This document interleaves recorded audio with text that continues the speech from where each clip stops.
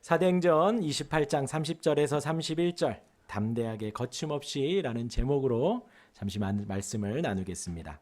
지난주는 그랬죠. 바울과 그 일행이 탔던 배가 파도를 만납니다.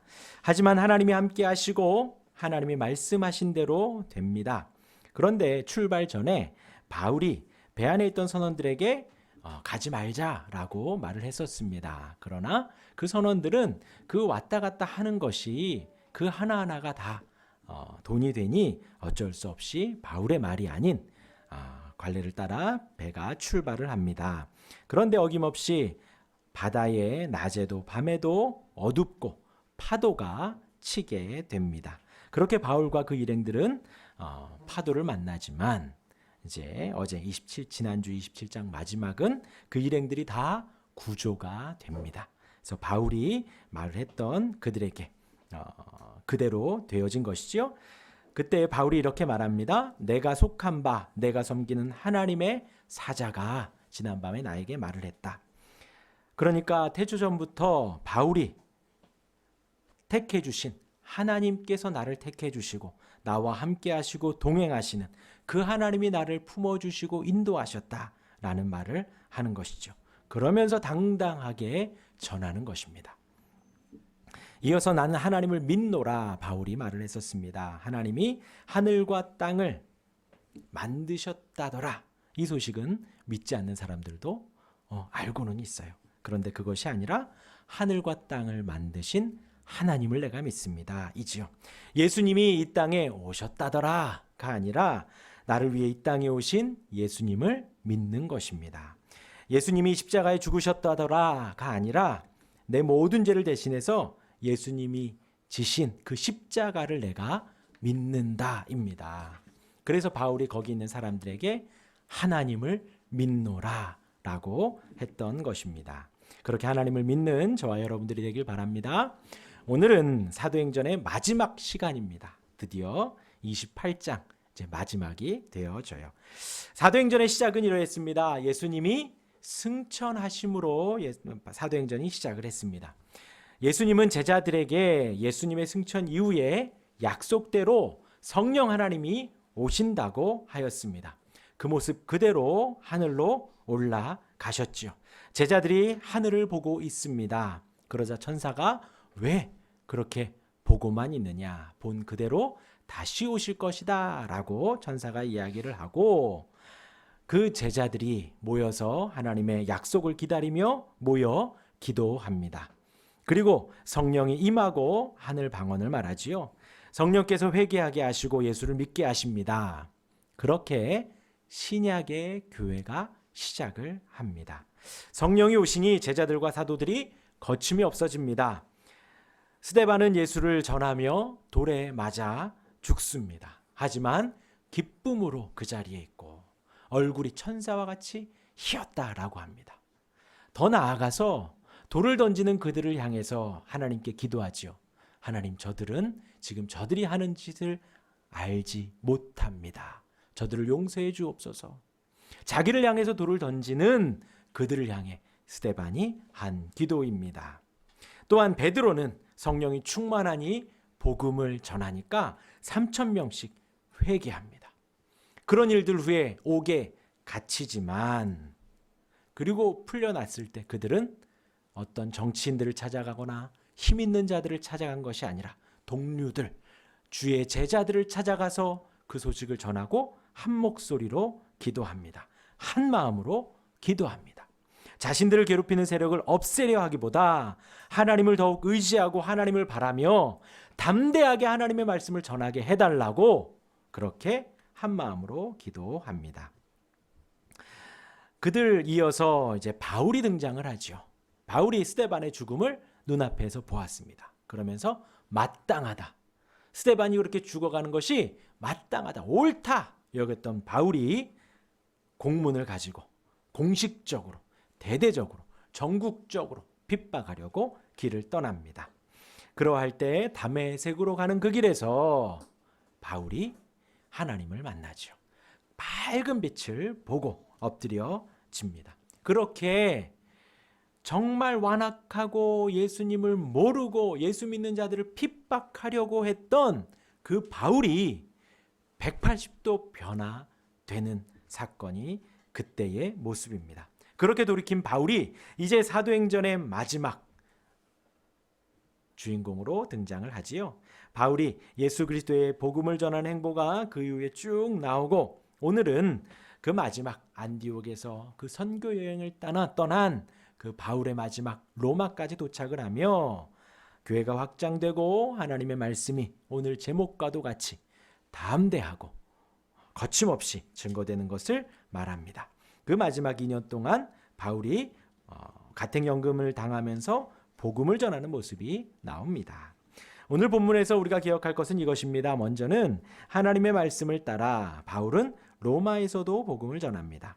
그 바울은 로마에 있는 유대인들을 향하여서, 로마에 있는 그 동료들 유대인들을 향하여서 이렇게 말합니다. 자기가 지금 전하는 것은, 자기가 지금 핍박을 받는 이유는 이스라엘의 소망을 전하기 때문이다 라고 말을 하는 거예요. 거기 이제 유대인들이라 그랬죠. 이스라엘의 소망, 그 유대인들의 소망을 지금 바울이 전하고 있다라는 거예요. 그러나 대다수 그 유대인들은 바울이 전하는 지금 이 이스라엘의 소망을 부정하고 있지요. 바로 예수 그리스도를 부정하고 있는 것입니다. 예수를 믿는 자들을 나사렛 이단이라고 지금 그들이 말을 하고 있습니다. 왜냐하면 유대인들은 고대했지요.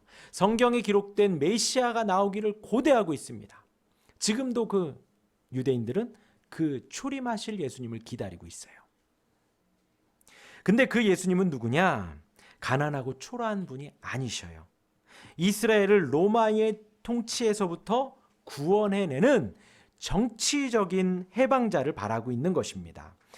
예전에 모세와 같이 로마의 총독 앞에서 모세가 애굽의 바로 앞에서 당당하게 이스라엘을 나오게 해주십시오 했던 것처럼, 이제 오실 그 메시아는 로마의 총독 앞에서 당당하게 이 이스라엘 백성들 유대인들을 나오게 해주십시오 해야 할 사람이라는 것입니다.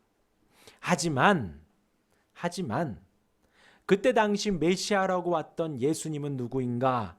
목수의 아들이지요. 초라했습니다.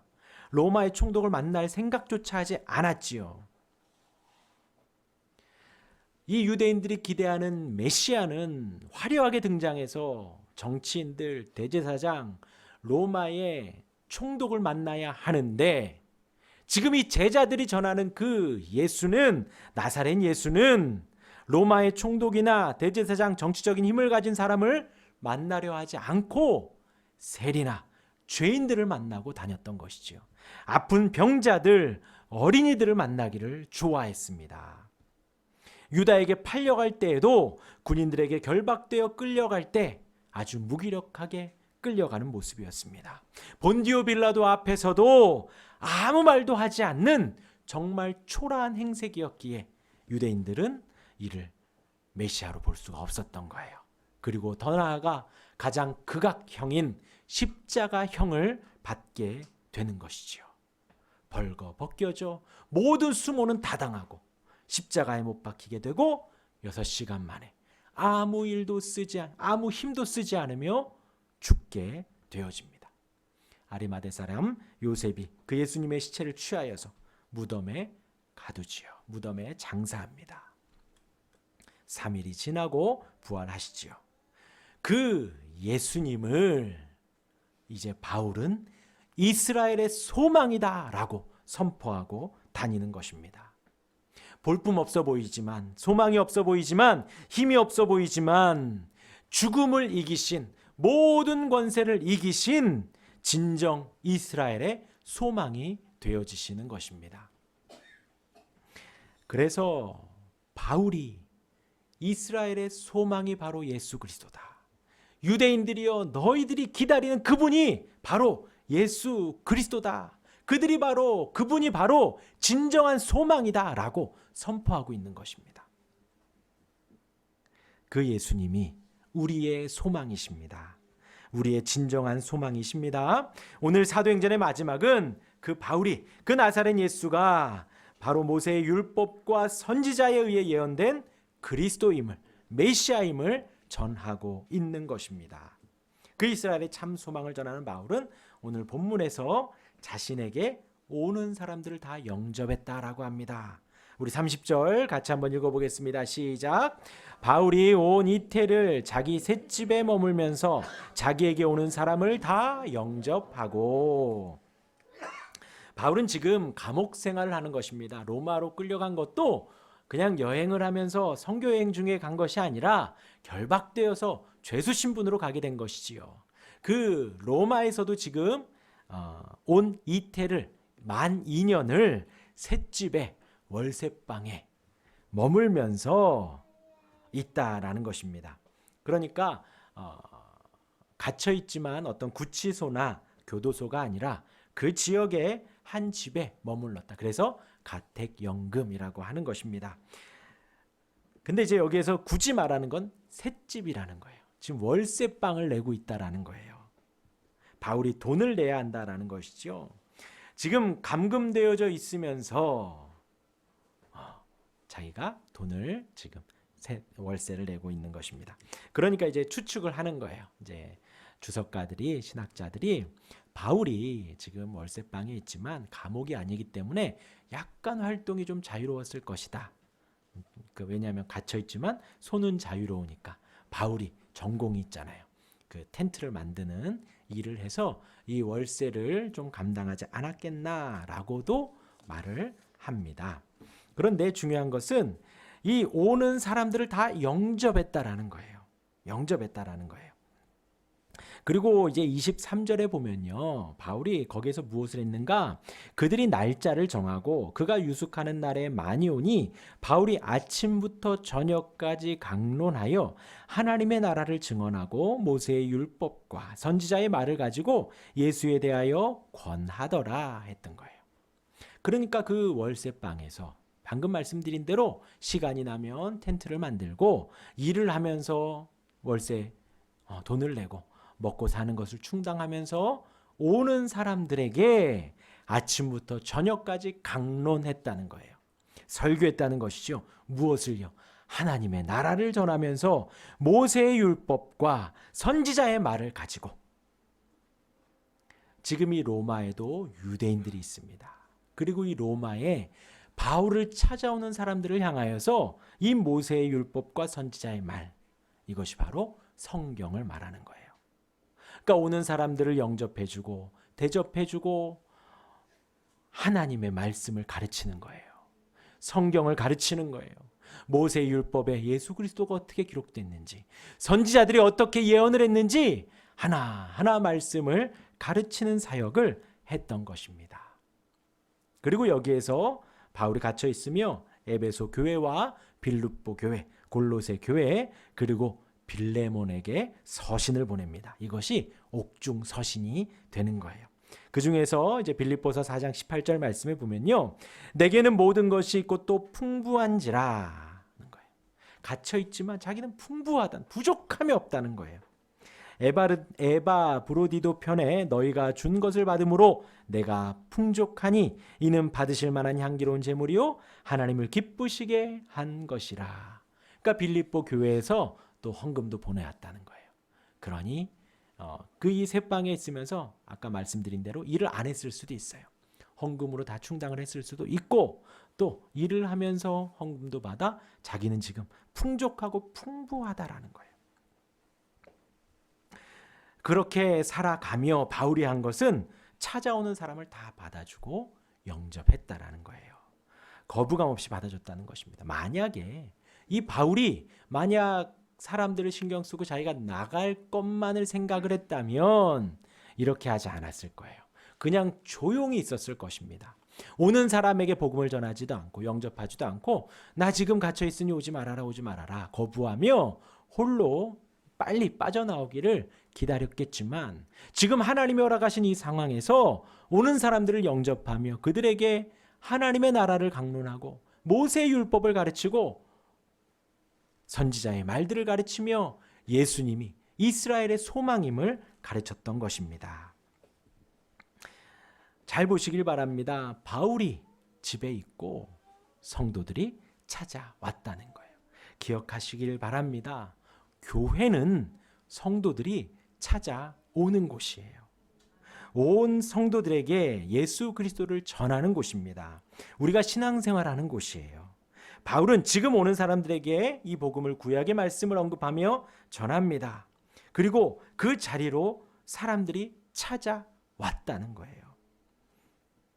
이런 교회가 바른 교회입니다.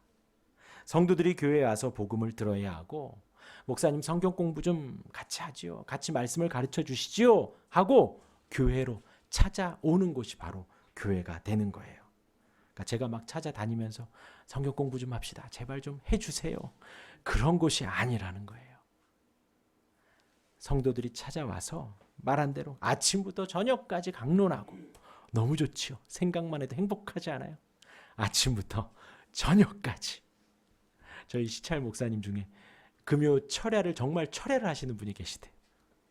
10시부터 4시 5시까지 하시는 분이 계시대. 목소리가 걸걸하셔요. 밤새도록 말씀을 강론하고 복음을 전한다는 거예요. 찾아온 성도들에게. 교회는 바로 이러한 곳입니다. 성도들이 모여서 성경을 배우고 공부를 하고 기도하는 곳, 그곳이 바로 바른 교회입니다. 이어서 31절 우리 같이 한번 읽겠습니다. 시작. 하나님의 나라를 전파하며 주 예수 그리스도에 관한 모든 것을 담대하게 거침없이 가르치더라. 바울은 복음을 담대하고 거침없이 가르칩니다. 이 책의 저자는 바울이 아니죠. 누가입니다. 누가. 이 누가가 마지막 28장을 마무리하며 이 담대하고 거침없이 바울이 전했다라고 하면서 강조하고 있습니다. 무엇을 그렇게 전하는가? 하나님의 나라와 주 예수 그리스도에 관한 모든 것. 이 두 가지가 지금 누가는 따로 말하려는 것이 아니라, 하나님의 나라와 주 예수 그리스도에 관한 모든 것이 다른 것이 아니라 지금 같은 의미로 강조하고 있는 것입니다. 곧 하나님의 나라가 주 예수 그리스도에 관한 것이라는 것입니다. 하나님의 나라, 하나님이 왕된 곳, 하나님이 영광 받으시는 곳, 그곳이 어딘가? 주 예수 그리스도가 왕된 곳이라는 것입니다.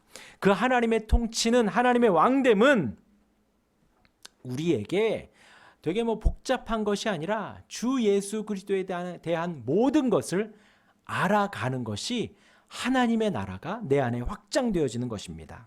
예수 그리스도의 속죄의 은혜를 알아가는 것입니다. 예수 그리스도의 부활과 의롭다 칭해 주시는 그 칭의의 은혜를 더욱더 알아가는 거예요. 그 은혜 가운데 있을 때에 하나님의 나라는 내 안에 더욱 풍성해지고 더 충만해지는 것입니다. 네, 하나님의 나라 두 글자로 하면요, 천국이요. 그 천국이 내 안에 더 확장되어져 가는 거예요. 약간 추상적이죠. 그래서 지금 누가가 말하기를 주 예수 그리스도에 관한 모든 것이에요. 성경은, 신구약 성경 66권은 예수 그리스도에 관한 책인 것입니다. 이 책을 우리가 날마다 더 알아가는 거예요. 예수님을 날마다 더 알아가는 것입니다. 예수님이 2000년 전에 오신 것, 그것이 얼마나 큰 은혜인지, 주님이 십자가에 못 박히신 것, 그것이 나를 얼마나 사랑하시는 건지, 그리고 지금 성령 하나님이 우리 가운데 동행하시고 함께 하시며 임하신 것, 그것이 얼마나 큰 은혜인지 이 성경 66권에 나와 있다는 거예요. 그것을 우리가 알아갈 때에 내 안에 하나님의 나라가 더욱 풍성해지고 충만해지는 것입니다. 바울이 담대하게 거침없이 이것을 가르쳤다고 합니다. 이 말에 우리는 두 가지를 배울 수 있습니다. 먼저는 지금 바울이 복음의 여행 가운데에서 그 복음이 하나님의 나라가 거침없이 담대하게 전파되어지고 있다는 거예요. 먼저는 주체가 하나님이 되어집니다. 바울의 삶을 보면 그리 화려하지 않죠. 지금 바울을 아까 말씀드린 대로 180도 하나님이 변화시키셨어요. 그럼 우리는 기대합니다. 아까 예수님의 유대인들이 예수님을 기대했던 것처럼 어떤 화려한 옷을 입고 총독을 찾아가고 정치인들을 찾아가서 이 유대인들을 출로마 시키십시오, 하나님이 지금 바울을 택하셨는데 바울의 삶도 약간 그러해야 되지 않을까요? 그런데 바울의 삶은 지금 사도행전에 기록된 바울의 삶은 그렇지 않습니다. 쫓깁니다. 죽음의 위협을 당합니다. 또 복음만 전했는데 욕을 먹습니다. 미쳤다는 소리를 듣습니다. 유대인들에게 똑같이 이스라엘의 소망을 전하지만 우리 24절 있으신 분들, 성경 있으신 분들 한번 24절 같이 읽어봅니다. 시작. 그 말을 믿는 사람도 있고 믿지 아니하는 사람도 있어. 목숨 걸고 복음을 전하지만, 자기 모든 것을 다 걸고 복음을 전하지만 믿는 사람도 있고 믿지 않는 사람도 있다는 것입니다. 그래도 바울은 묵묵히 복음을 전하는 거예요. 성경은 오늘 이 사도행전을 마무리하면서 무엇을 나타내려는가? 하나님께서 지금 바울의 이런 모습과는 상관없이 복음이, 하나님의 나라가 담대하고 거침없이 확장되어져 간다라는 거예요. 성경이 그것을 말합니다.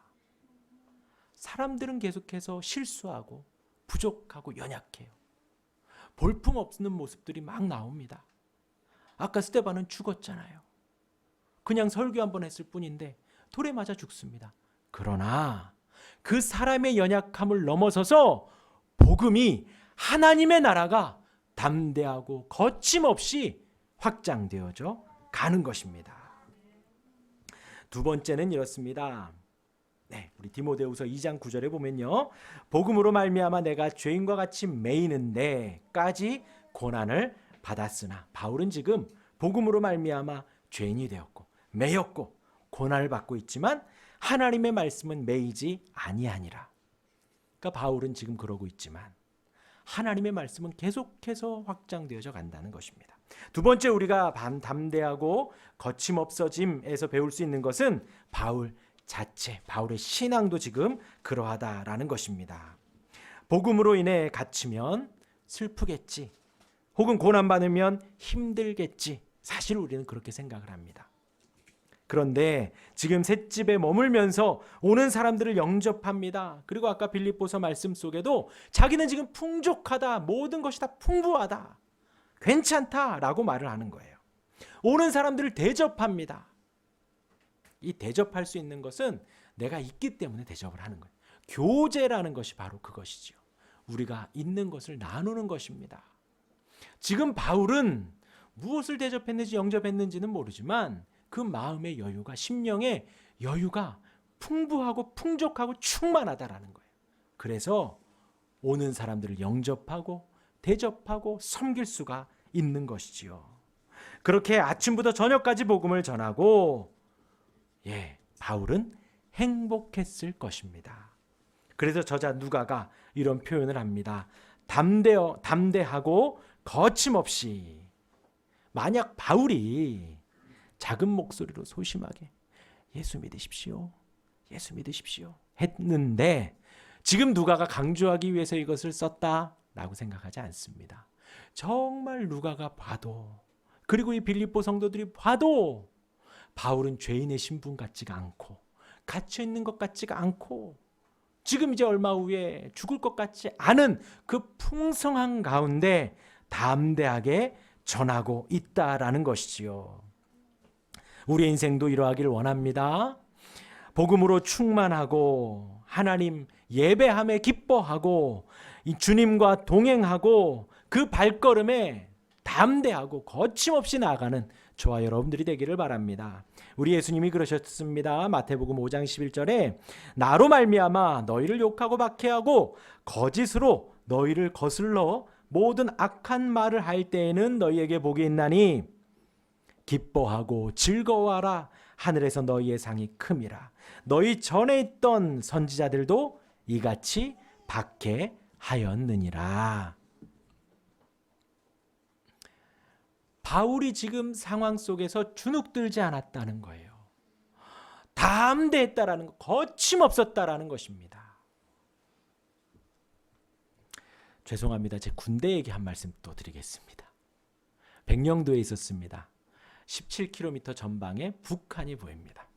그래서 저희 선배들은 말을 했습니다. 여기서 잘 보면 북한 군인들이 축구하는 것도 보일 거다. 근데 저는 2년 2개월 동안 한 번도 못 봤습니다. 그리고 북한 애들이 수영하고 넘어와서 축구하자고 할 수도 있다고 뭐 그렇게 이야기도 했었습니다. 근데 하루는 섬 전체에 사이렌이 울립니다. 비상에 걸렸다는 것이지요. 상황이 발생했습니다. 그래서 막 급하게 군복을 입고 또 방탄복도 입고 총을 들고 내무실에서 대기하고 있습니다. 또 몇 시간 지나니까 상황이 풀립니다. 그리고 이제 전해지는 소식이 이러했습니다. 북한에서 한 민간 어선이 표류하다가 왔다라는 거야. 그 프로펠러에 미역등이 끼어가지고 이렇게 해류에 의해서 우리 백령도에 왔다는 것입니다. 5분 대기조가 출동하고 어선에 있는 사람들을 불러다가 이제 조사를 하는, 민간 어선이었습니다. 조사를 하는 거예요. 왜냐하면 이 사람들이 간첩인지 아닌지 봐야 하고 혹은 또 귀순하는 사람들이 아닌지 봐야 하기 때문에 오랜 시간 이제 조사를 합니다. 근데 이제 조사 결과 정말로 그 사람들은 모터가 고장나서 넘어온 사람들이었기에 다시 간첩도 아니었고 귀순 의사도 없었기 때문에 다시 돌려보냈습니다. 근데 이 조사 중에 나이가 지긋한 한 사람이 이제 가슴팍에 뭔가 이렇게 꼭 안고 있는 거예요. 이렇게 옷 안에 이렇게 품어가지고 조사를 담당하던 이제 해병대 간부가 그에게 묻습니다. 그게 뭐냐고. 그러니까 이제 더 이렇게 숨기는 거예요. 왜냐하면 그 사람들은 지금 자기들이 원치 않았는데 이 남한에 왔잖아요. 남한에. 적국인 남한에 그들이 왔으니까 되게 긴장하는 속에 있었던 것입니다. 그리고 이제 그 조사를 하던 상사가 안심을 시킵니다. 그거 빼앗지 않을 테니까 보여주기만 하라고 합니다. 이 사람이 조심스럽게 꺼냅니다. 신문지를 펴고 그 안에 보재기를 펴니 김일성의 액자가 나오는 거예요. 그러니까 20년 전입니다. 20년 전이니까 이해를 하시겠죠? 깜짝 놀란 상사가 그거 다시 싸라고, 그거 안 뺏겠다고 가져가라고. 그 북한 사람들에게 김일성 사진은 우상이었던 거예요. 이 김일성 사진이 자기에게는 축복이었던 것이죠. 신앙이었고 신이었습니다. 그 김일성이 먹을 것을 주고 살게 해주는 분으로 그는 믿고 있었기 때문에 꼭 절대 빼앗길 수 없었던 것이, 적국에 잡혀왔지만 소중히 빼앗기고 싶지 않은 것이 바로 그것이었습니다. 그리고 제가 이단 취재를 다닐 때에도 뭐 비슷한 경험을 많이 했습니다. 이단 단체를 취재하러 가면 그곳 추종자들이 격렬하게 막아섭니다. 제가 보기에 교주는 잘 말도 못하는 나이든 노인네일 뿐인데 바로 그가 구원자고 메시아 보혜사였기 때문에 자기 몸을 던져서 가로막는 거예요. 폭력을 불사합니다. 그 앞에 부모가 와도 부모도 모른 척을 해요. 마땅한 성경적 근거를 대고 논리를 내밀어도 너 우리가 감금하지 않을게 집에만 들어와라 라고 하여도 말을 전혀 듣지 않아요. 가출을 하고 회사를 그만두고 학교를 그만두고 모여서 집단 생활합니다. 목숨 걸고 이단 생활을 하는 거예요. 그렇게 이제 그들 중에서 탈퇴자들도 혹 간혹 있었습니다. 왜 나왔냐? 그러니까 뭐 교리가 힘들어서가, 교리가 뭐 마음에 안 들어서도 아니고 뭐가 아니라 그 생활이 힘들어서 나왔다는 사람도 있었어요. 새벽 5시부터 밤 12시까지 막 전도하고 포교하고 뭐 그 안에 생활이 너무 힘들어. 뭐 영화도 못 보고 뭐 친구도 못 만나고 그러니까. 그리고 나오고 나니까 너무 편하답니다. 그렇게 나온 사람도 있었습니다. 그 북한에 김일성을 추종하는 그 사람들도 정말 보잘것없는 거지만 신앙으로 추종하며 담대하게 적국에 왔음에도 보호하는 거예요. 그리고 뭐 나이든 노인네가 전하는 말 논리도 맞지 않고 성경적이지도 않은데 거기에 막 종교적으로 심취하니까 그게 전부인 것처럼 담대하고 거침없이 그 취재진들을 향해서, 그 보호자들을 향해서 나가서는 거예요. 하물며 복음을 전하는 이 바울의 발걸음이겠는가라는 것입니다. 진정 바울의 발걸음과 삶은 담대하고 거침이 없었던 거예요. 왜냐하면 그 바울이 전하는 이스라엘의 소망은 진정 참 소망이고 살아계신 하나님이시고 온 세상을 만드신 하나님이시며 나를 위해 이 땅에 오시고 십자가를 지신 그 예수 그리스도였기 때문에 그 주님이 죽으시고 3일 만에 부활하셔서 승천하신 것을 바울이 알기 때문에 그 발걸음 앞에 점점 정말 담대하고 정말 거침없이 나아갈 수 있었던 것입니다.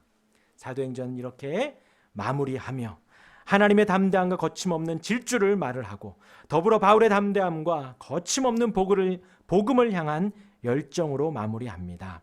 우리의 발걸음도 이 바울의 발걸음과 같아지기를 기도합니다. 복음으로 인해서 고난과 역경과 갇힘과 핍박과 거짓의 고소를 당할지라도 그 발걸음을 멈추지 마시기를 바랍니다. 그리고 혹 우리의 발걸음이 멈춰 서 있는 것 같을지라도 하나님은 멈추질 않을 것입니다. 우리의 인생을 돌아보면 별거 없는 것 같지만 하나님은 나의 그 인생을 통하여서 복음이 확장되어지고 영광을 받으실 것입니다. 우리 예배 전에 찬양했던 것처럼 너의 영혼 통해 하나님이 큰 영광 받으실 것입니다. 하나님은 저와 여러분들의 인생을 통하여서 우리를 통하여서 영광 받으실 것입니다. 더욱 담대하시고 거침없이 전진하는 우리가 되기를 주님의 이름으로 축원합니다. 아멘. 우리 기도하시겠습니다.